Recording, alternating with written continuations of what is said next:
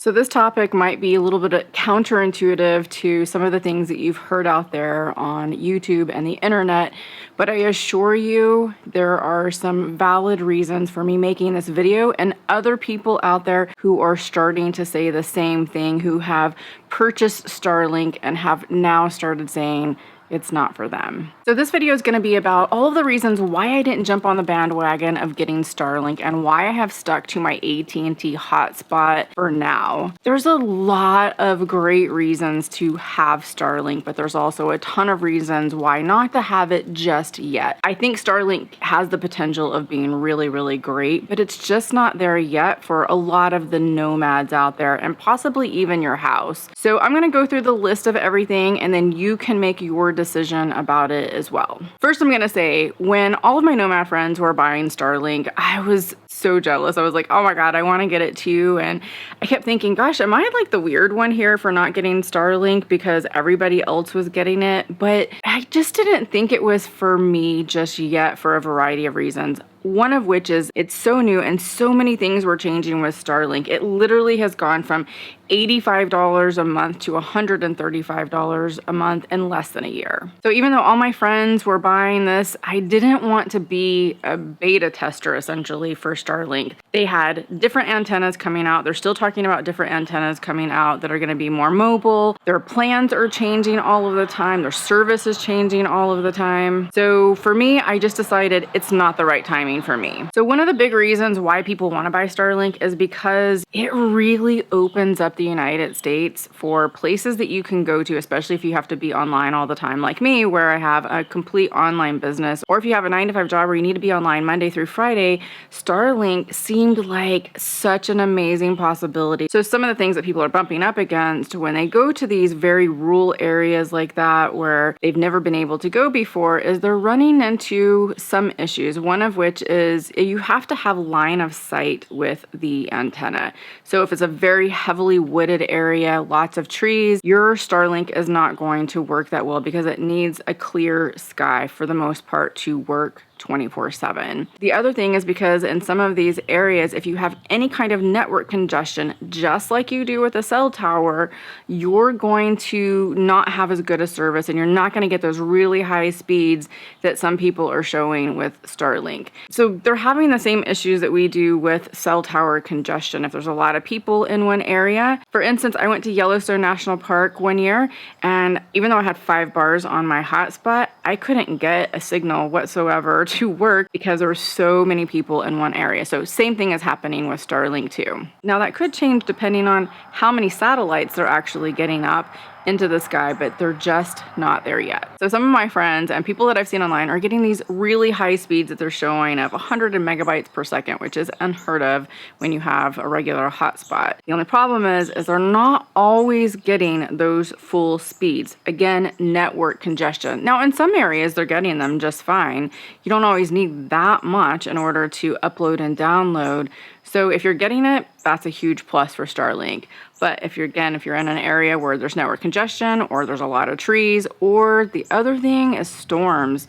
Storms, rain, snow, all of those things can affect your connectivity and whether or not you can get those really, really high speeds or connectivity at all. One of the things that I have always done in my business is I've always had 2 hotspots. So I've had an at&T hotspot. I've also had a Verizon hotspot, and that allows me to have a connection pretty much anywhere I go as long as I can have a cell signal. So sometimes my at&T works better than my Verizon, and so because of that, I always keep the 2 hotspots because I need to stay online as much as possible. Starlink is the same thing. It is not a substitute for your hotspot if you want to stay connected all the time. Now, if it doesn't matter to you and you are just a casual user of the internet, then having Starlink may not be a bad thing for you as long as you're okay with the fact that you might not always have connectivity and you could have that network congestion. The only problem I find with it is that you're paying really high prices for not having a cell signal all of the time. So one of the changes that Starlink has made, which has made the cost even higher, is having the roaming package. So in the past, when it was $110, you would have to change your service address if you left from, say, Arizona to Utah. And if you had availability in that particular cell in Utah with that service address, you could get connected. Now, sometimes you couldn't get connected at all because there was just no availability. There was too many people in that area per satellite. So what Starlink has done is they have offered this RV package where basically you roam. You don't have to change your service address anymore, but they're charging $135 a month for that. Now, here's the thing that I didn't like about it. You're paying $135 a month for it. However, the information in the agreement shows that if you roam to an area that has a lot of congestion, you are deprioritized because you're a roamer, but yet you're paying the highest price. That doesn't make sense to me. I feel like if you're paying the highest price, you should get the priority and not be deprioritized. So some of the cons are that you cannot use it very well when it's raining, if there's a storm, if there's snow or a lot of cloud cover or trees because of the ability to connect to the satellite around the globe. That's different than if you had an at&T hotspot. So here I have my hotspot. This is the one that I use all the time.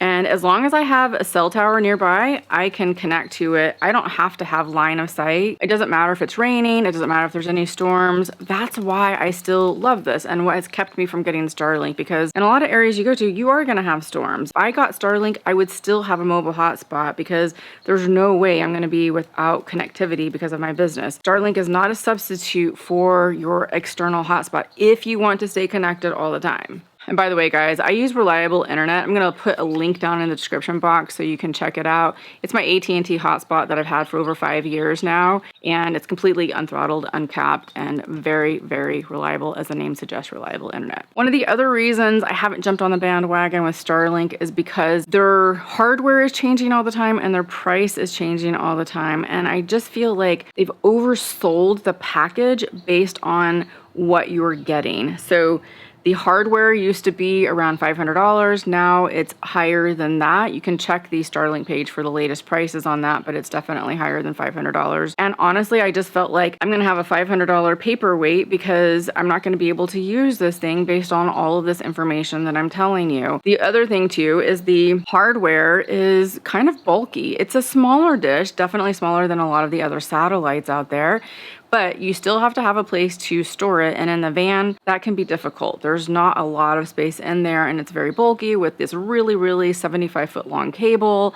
And they do all of that for good reason so that you can place that satellite wherever you can to get the best connectivity. So that's good. It's just that my space in my van is very limited and you cannot place it on top of your RV or your van permanently and drive with it. It can damage the dishy antenna. Now, if they were to get a mobile antenna at some point where you could hard mount it onto the RV or the van or your car, then that might be a really, really great option. But until then, I'm sticking with my hotspot because I can drive anywhere with this. I don't have to have a hard mount at all for this. All I have to do is take this anywhere I want. That's the other thing too. I've gone to hotels several times when I'm traveling and I get into the hotel and the connectivity isn't so great on their Wi-Fi. So I always bring my hotspot in with me and put it next to the window and I can get a lot better service with this. You can't do that with Starlink. So that's the other thing with Starlink is it's just not portability friendly like the hotspot so that you can take it anywhere you want to always be connected. So you have to have this bulky hardware in order to use it. Plus the fact, when I go to a campground, I don't have to set this up anywhere. I don't have to deal with cables. I don't have to worry about it getting stolen outside. I don't have to worry about if I have line of sight. I don't have to set anything up with this. I literally get into my spot and I'm instantly connected with my hotspot. The other thing with the roaming is that service is not guaranteed and that is per Starlink's agreement. So again, another reason why I didn't get on the bandwagon with it because they're telling me that I can be deprioritized. They're also telling me that connectivity is not guaranteed. So why would I pay $135 a month, which is the current price as of this video, in order to have limited capability to get online? One of the other reasons I don't like the current situation with the Starlink satellite is because you can't hard mount it to your RV, so therefore you have to put it on the ground, or I've seen some people use flag poles to mount it to the RV and hoist it up so it gets a better signal. That's a lot better situation than leaving it out on the ground where it opens it up for theft, but also possibly vandalism.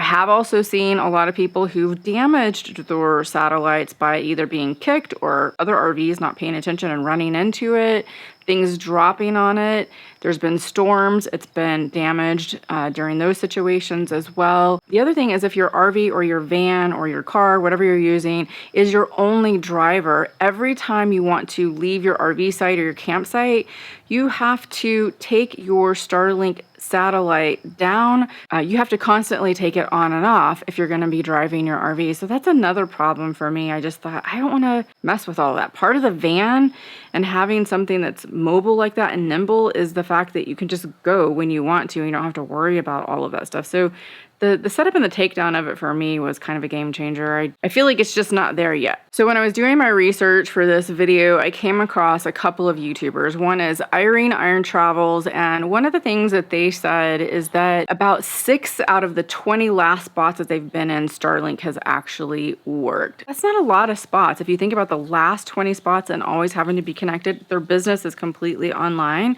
So they were using their mobile hotspots as well instead of Starlink in those 14 other times where they couldn't get Starlink to work. The other thing is that a lot of people were having tech issues. They were moving from one spot to another and for some reason couldn't get Starlink to connect properly. Now, this could be user error, it could be Starlink, it could be line of sight. There's so many different possibilities. But for me right now, I guess I can't say it enough, is having my mobile hotspot is the thing that I'm sticking with. I just am not there yet with Starlink. Maybe I will in the future if some of those things change, but right now this is what I'm using. So if you're like me and you're not on the bandwagon with Starlink yet, or you switched over to Starlink and you want to go back to having a hotspot as well and combine the two, then make sure you click the link below and get signed up with reliable internet. It's completely unlimited, unthrottled, no capped, high-speed mobile internet. Just click the link below.